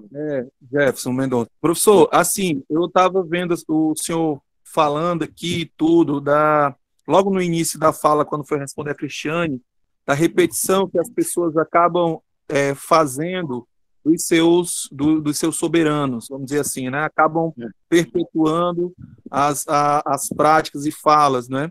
E aí eu estava lembrando agora que o Trump, né, como pegando aí o que a Cristiane falou, 47% dos imigrantes hispânicos votaram nele. 47%. Bom, então é muito, né? É E até muito. a população votante, né, que votou nos Estados Unidos, metade, quase metade foi pro Trump. É uma coisa assustadora, né? Mesmo ele ter perdido. E uns quebrados votaram no Trump. 56 votou no Biden, até meio-dia que eu estava vendo, né? E aí, professor, é isso que eu queria chegar agora. Será que a estrutura política ali, o jogo político, vamos dizer assim, né? Onde nós temos Trump, né, com essa divisão aí do país, né, muito clara, e uma divisão que possibilita ele fazer uma jogada até para quebrar a própria democracia, que já, por sinal, é frágil na perspectiva de votação, coisas do tipo. E aqui no Brasil, como nós temos aí o Bolsonaro, que também dividiu, querendo ou não, o Brasil. Ficou muito clara a divisão, né? Aí a minha pergunta, né? Professor, isso faz parte da fortuna, né, que o Maquiavel fala em relação à oportunidade que esses indivíduos, quando estão no poder, têm de agir no momento, abre aspas, certo, né, assim, aproveitando da repetição dos discursos, onde nós vamos ter o pobre de direita, onde nós vamos ter o cara que o professor falou, né, pessoas não têm o que comer, mas se a gente lembrar também, voltando aqui à questão do governo Lula que o professor falou, muitas pessoas também começaram a comer melhor, e mesmo comendo melhor, olharam para o discurso do Bolsonaro, olharam para o discurso reacionário e mesmo assim direcionaram seus votos para eles. E lá nos Estados Unidos, voltando ao que eu estava dizendo no início, também, ao invés de você ter hispânicos, imigrantes que pensam ali de um lado mais voltado para a recepção, para o entendimento, para o enfrentamento de uma desigualdade, né? Não. Os 47% que votam no Trump. Então, será que, né, são os discursos, é o momento que esses indivíduos que estão no poder usufruem ali da fortuna para continuar perpetuando a dominação? Obrigado, professor. Muito bem. Vocês estão muito sófos, né? Estão muito sófos, inteligentes. Muito bem. Tem que ter cuidado. Muito bem, José, né? José Mendonça. Né? Agora, vejamos, né? Há uma distorção das coisas, né? Quer dizer, o capitalismo sempre esteve em crise. Né? A crise é a essência do capital. Não existe capitalismo sem crise. Por quê? Porque não pode responder às demandas, né? As necessidades do ser humano. É um sistema de exploração, de produção de riqueza a custo da expropriação e da exploração do outro. Né? Então, a crise é inerente ao capital. Agora, a causa da crise, aí vem a questão da virtude, né? O Bolsonaro, mesmo assim, ele é um cara, ele é um animal político. Né? Ele sai, vive ali dentro, ele passou 20, 30 anos ali dentro. Né? Foi o que ele fez, o que o Trump fez. Qual é o problema da crise econômica hoje? Né? Uma crise colossal, né, do capital. O capital não consegue escoar suas mercadorias. Pelo grau de desenvolvimento da força produtiva, pelo grau de desenvolvimento da tecnologia, né? Tá certo que produz-se muito, mas não pode dar de graça, porque se produz muito, tem para todo mundo, mas o capital quer ganhar, né? Então, o que ele pode ter que fazer? Tem que escoar essas mercadorias, tem que ser consumidas, porque as pessoas não têm dinheiro, aí é a crise, né? Tá certo? Só que tem um Trump, tem um Bolsonaro, tem outros, vamos dizer o quê? Que a crise é do comunismo, que a crise, né, é do socialismo, que a crise é, né, do PT, que a crise é dos comunistas, que são os professores, são culpados, entende? Né? E aí você tem uma população, né, pobre, com um contingente, vamos dizer assim, pobre, vamos dizer assim, né? Com contradições grandes, mesmo os países desenvolvidos também, né? Ou seja, que não tem uma formação, que não tem uma cultura, né? Onde essa igualdade plena não foi efetivada, tá certo? Né? E que historicamente sempre foram, né? Sempre ouviram isso, né?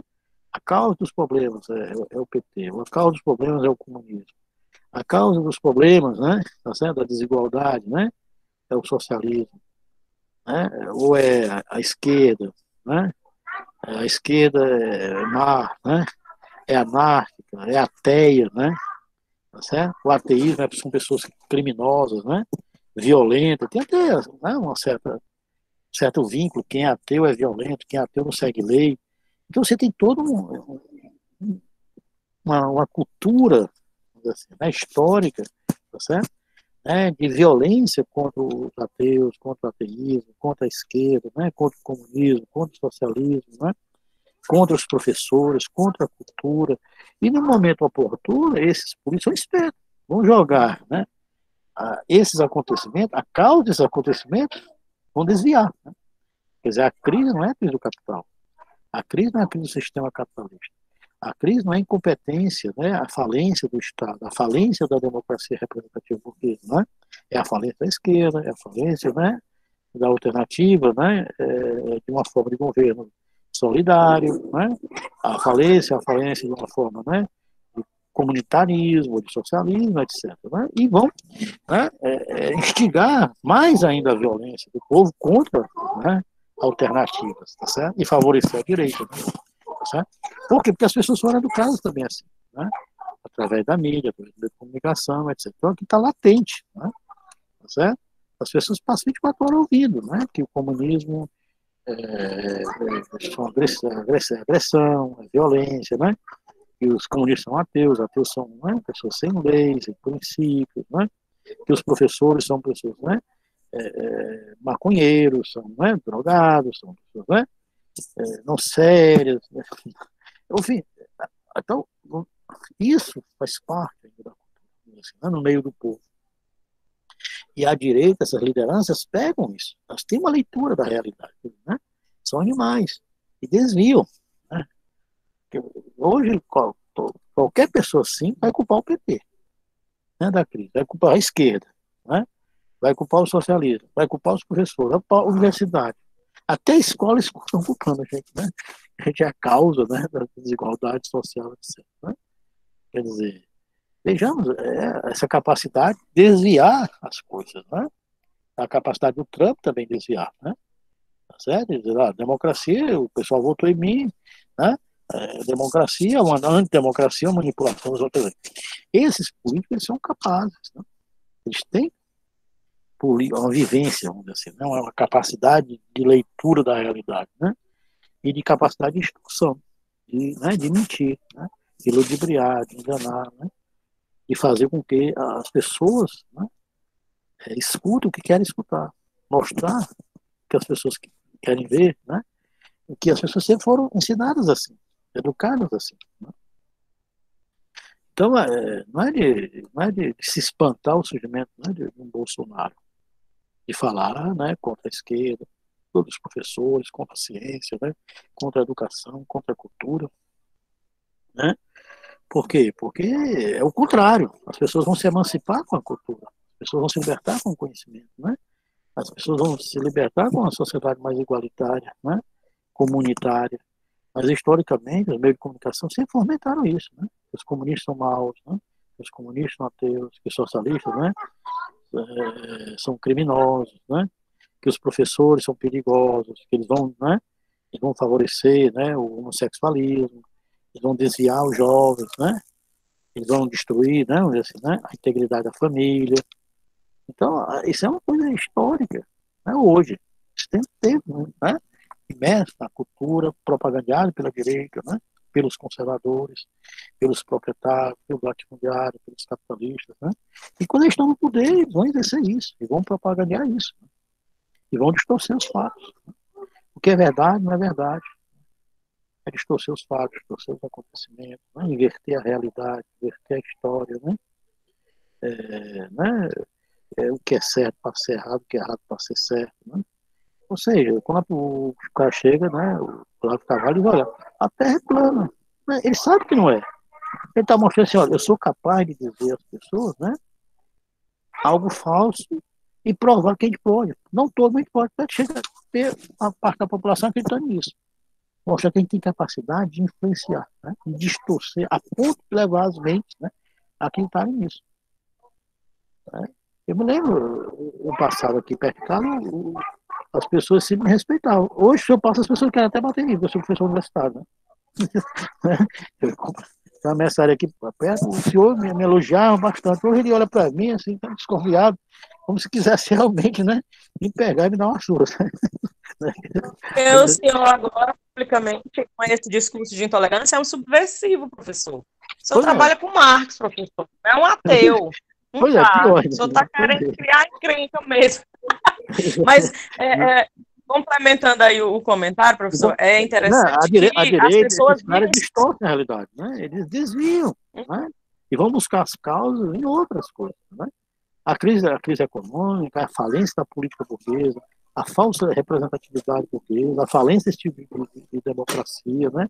A falência desse tipo de política, a falência do Estado burguês, não é de executar, tudo isso desviado, né? E jogado para o povo uma outra causa, né? E as pessoas sempre ouviram isso e vão acreditar piamente, né? Desculpa, Karine. Não, porque eu me empolguei, eu que lhe interrompi, mas também. Não. Mas é porque são temas muito interessantes. Eu vivi a vida inteira na periferia e o que eu sempre vi, né, o que a gente pode constatar, que é fato, é que as pessoas querem transferir as suas decisões, suas opiniões para alguém. Então, elas não... Se você tem um discurso convincente, de algum modo, se o Bolsonaro conseguiu, é porque, de algum modo, ele atraiu essas pessoas com o discurso. Disso o que as pessoas querem ouvir, né? Disso que as pessoas queriam ouvir, fez promessas em pontos específicos, como a questão da segurança. Na periferia, a gente tem muito problema com a segurança, então ele vai nos pontos chaves e nos pontos que repressão, por exemplo, eu tive problemas com uma tia que é uma pessoa assim, que sempre se importou com social, religiosa e tal, mas aí o discurso foi tão forte com ela, que é uma pessoa instruída, com ensino superior, e outra coisa que me indigna muito são os intelectuais que são convencidos, se permitem ser convencidos, né? E aí, de repente, ela começou naquele discurso, não, mas tem sentido, não sei o quê, realmente a homossexualidade está expandindo, já é permitido o casamento, não sei o quê. Eu vou lhe dizer, olhe para a sua família, eu fui beneficiada com casamento civil, e eu não fui casar na igreja, ninguém está pedindo isso, não. Então, vocês estão ouvindo um discurso que inflama, estão se convencendo daquilo que nem é a verdade. Porque os homossexuais não estão reivindicando um casamento religioso, estão reivindicando o que é o casamento civil, é um contrato, é uma questão dos bens, dos direitos, e nos dão direitos porque a gente constrói tudo junto. E ela não sabe separar o civil do religioso, porque o discurso dele inflama e vai levar... Daqui a pouco tá todo mundo na igreja querendo casar. Aí, quer dizer, a pessoa na periferia tem o pastor, tem o padre, tem... sempre alguém que vai dizer como é que é. E aí eu digo porque eu fui evangélica cega, eu fui aqui, chegava em casa querendo arrancar os quadros das paredes, entende? Pisando na imagem de Nossa Senhora, rapaz, eu digo, como é que a gente chega no nível de alienação desse? Porque a gente se permite chegar lá também. E eu vejo intelectuais hoje, infelizmente, o meu orientador é o Luiz Felipe, né, dizendo, via discursos lá na USP de professores intelectuais, né, tidos em mais alta estima por todo mundo, fazendo discurso anti-PT e anticomunismo, assim, chocantes, sabe? Você fica assim... Que mundo é esse? Que cabeça é essa nossa? Que caminho é esse que a gente está tomando? Porque eu sou cristã, mas eu sou uma leitora de Spinoza, eu sou uma leitora de Marx, e amo, e eu olho e digo assim, meu povo, vocês estão doidos, vocês não veem, Jesus Cristo era um comunista aí, todinho. Pode achar ruim quem quiser, mas Jesus Cristo é um precursor do comunismo, o cara que, tipo assim, como figura histórica, vamos colocar, não como religioso, mas era alguém que falava de acolher todo mundo, de dividir, de partilhar, de amor, e vocês sendo religiosos e usando discurso de intolerância, não existe isso. Isso. Por exemplo, né, eu acho assim, que a gente tem que criticar o PT. Agora, criticar o PT não quer dizer que a gente vai ser, né, favorável à violência, né, favorável à intolerância. A pessoa não precisa ser petista ou ser de esquerda, mas tem que ser democrático, né? Tem que ser respeitoso. Não pode ser violento, truculento. Uma coisa é você ser crítico do PT, outra coisa é você, ao ser crítico, você ser, né? Assim, você contra, né? De forma irracional. E estender isso a tudo e a todos, né? Outra coisa é o quê? O que está acontecendo, o que acontece nas comunidades, o que acontece no mundo do trabalho. A teoria, a filosofia, a ciência, né? Os intelectuais estão distantes do povo, entende? A cultura está distante do povo. Nós não conhecemos, na verdade. Essa mentalidade sempre teve enraizada, né? Sempre teve presente o preconceito, né? A violência, a intolerância, né? a falta de um conhecimento mais sólido, a falta de democracia. As pessoas foram educadas que sendo violentadas, foram, né, educadas, acostumadas à força, né, a polícia ali, a repressão ali, né, a intolerância ali, o preconceito ali. Então nós estamos assustados, por quê? Porque nós não temos contato com o povo, nós não temos contato, né, com o mundo, né, da necessidade. Nós que somos acadêmicos, nós que vivemos de uma certa forma, né, ou passando pela universidade, a gente também tem muito idealismo.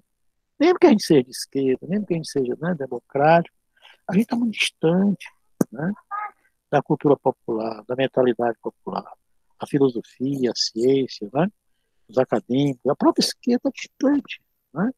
Então, a filosofia não se fez presente um pouco. A filosofia é a filosofia de academia, a filosofia de sistema, a filosofia de filósofo. Né? A filosofia não esteve presente no povo. O povo não filosofa, né? Entendeu? A filosofia tem que sair, a teoria tem que sair da academia. A esquerda tem que sair, né? Dentro dos partidos e para as comunidades. A gente tem que disputar, né? Essas mentes. Nós temos que ser intelectuais interessantes, comprometidos, né? Com os necessitados, com os descamisados, né? Com os que pertencem ao mundo do trabalho. A gente também, eu acho, a gente também é o quê? Nós também somos coparticipantes disso, né? E nós somos omissos, nós ficamos omissos, nós somos omissos, né? Na verdade, a gente colabora indiretamente com essa formação aligerada, com essa mentalidade preconceituosa, né? Com essa mentalidade intolerante, porque a gente milita pouco, a gente tem pouco contato do que a gente tem, rapaz, na América, no Brasil, para trabalhar, né? Para ajudar, colaborar, e se a gente olhar quais professores, quais pesquisadores, quais partidos de fato estão em contato direto com as massas, né? Com os movimentos populares, com os movimentos sindicais, com os movimentos nativos, com os movimentos das mulheres, né? Com os movimentos homossexuais, com os índios, etc. Pouquíssimos, entende? Então, assim, a gente fica espantado porque a gente vive alheio ao mundo, né? Entende? As pessoas são alheias à filosofia, alheias, né? À consciência, alheias, vamos dizer assim, né? Porque também esse pensamento refinado é alheio às pessoas. A filosofia é alheia às pessoas. Né? A gente não vai para a comunidade filosofal. A gente não tem atividade com as comunidades. A gente não tem relação com as comunidades, entende? A gente tem um discurso que nem as pessoas entendem. Né? A gente não faz autocrítica, né? De fazer com que a gente pense chegue às pessoas. A gente não tem contato. A gente nem pensa os problemas das próprias pessoas no Brasil, né? A gente traz pensamento, né, externo, e a gente tem uma riqueza aqui no Brasil, na América Latina, né, que a gente podia pensar nossos problemas, né, e ter um diálogo com as pessoas, ajudar as pessoas a pensarem, né? Então eu acho que a nossa missão também colabora, não que nós sejamos culpados da truculência, né, da intolerância, nós não estamos fomentando, mas a nossa ausência, de uma certa forma, paradoxalmente falando, né, ajudou a isso. Né? E a gente está tendo noção do que a gente tem no Brasil. Né? Uma mentalidade muito, né, aquém do que a gente pensava que a gente tinha. Né? De uma certa forma, foi importante a gente tomar consciência de nós mesmos. Né? Nós temos uma mentalidade atrasada, conservadora, né, reacionária, na lógica do dominador. Né? Nós temos uma consciência, vamos dizer assim, né, do colonizador e não do colonizado. Né? A maioria pensa como colonizador, pensa como dominador, né? É preconceituosa, a maioria é violenta, né? É intolerante, tá certo? E que muita coisa precisa ser feita. Isso aí não precisa ser um desânimo, acho que seria um convite hoje, né? Para nós termos contato com as massas, termos contato com o trabalho. Pois não.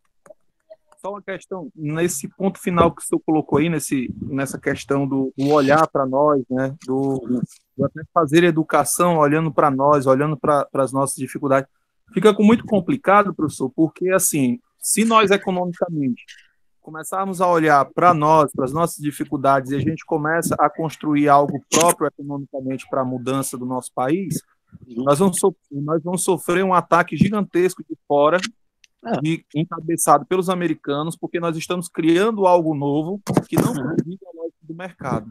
Primeira coisa, começam a embargar, começam a dizer que aqui é uma ditadura, que é isso.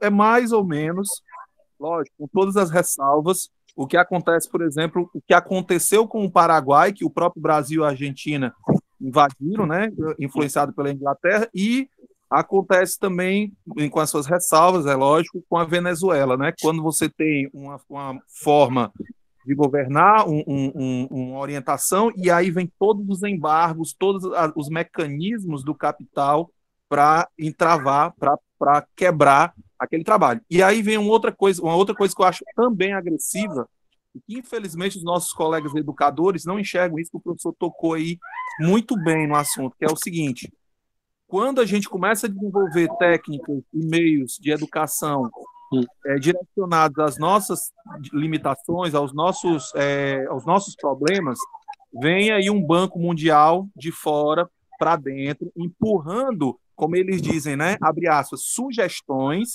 Vem aí a Fundação Lehman dizendo o que você tem que fazer e o que você não tem que fazer, o que você tem que ensinar e o que não tem que ensinar. E aí vem a lógica, mais uma vez, do mercado dizendo o quê? Não, nós temos que fazer um ensino técnico profissional, onde o aluno ele já vá direto para o sistema de trabalho e tudo. E aí, professor, a gente encontra coisas grotescas, como tem acontecido, por exemplo, de você retirar a filosofia e sociologia da escola e colocar empreendedorismo. Você tira a filosofia e sociologia da escola e você coloca os coaching, né? Enfim, é só uma colocação em relação ao que você falou. É isso aí. Mas, olha, é claro, se a gente mudar, né? Se a gente alterar, vai ter reação. Mas eu sempre creio que um pode fazer o que milhões talvez não façam, entende? Se a gente se modifica, a gente pode modificar os outros, né? Então a gente tem que também dar a nossa contrapartida, entende? O mundo não era assim e não precisa ser assim. O mundo pode ser diferente. E a gente também começar a colaborar, né? Então, às vezes o pouco é muito, né? E o muito às vezes é pouco. Um muito que não tem substância é pouco. Um pouco que tem substância é muito. A gente tem que dar a nossa contribuição, né? Nossa parcela de contribuição, entende? Eu acho que se você faz, eu faço, os outros fazem, com certeza a gente vai, né, alterando-se a sociedade, vai se modificando. Não eu, não você, mas a sociedade. A sociedade modificada, ela vai resistir, né? Ela vai ter força. A gente tem que começar a fazer, né? O nosso medo, né, de não fazer fortalece o outro lado. A gente quer, né, se fortalecer tendo antítese, né? É disputando espaço, é disputar as mentes. Os bancos, né? Os bancos estão interessados no quê? Em financiar a educação, mas não pela educação, mas porque estão querendo disputar o quê? As mentes, né? Então, eles vão financiar a educação, eles vão financiar o quê? Um tipo de educação. Eles querem, na verdade, conduzir um tipo de formação, que essa formação ali gerada, né? Uma formação que não tem pesquisa, uma formação que não tem tempo para refletir, né? Uma formação que não é uma formação reflexiva, problematizadora, né? É uma formação meramente para interagir, responder, né, o que o mercado quer. Não é formação, né? É apenas acomodação, né, ao que está aí. Então, nós temos que disputar também, né? Nós temos que ser antíteses. Eu estou sendo antíteses aqui, né? Tá certo? Não sou obrigado a seguir o sistema. Eu não estou seguindo. Eu sou pouco, sou outro. Mas o pouco que eu fizer é muito, né? Tá certo? Eu sou antítese, você é antítese, nós somos antíteses, devemos ser antíteses. E com certeza a gente vai, né, somando, vai sim tendo qualidade, né? Poucos, mas que são muitos. Nós não podemos recuar. O medo, né, de não fazer é que cria o outro maior. A gente reagindo é que a gente diminui o outro, né? Não recuando.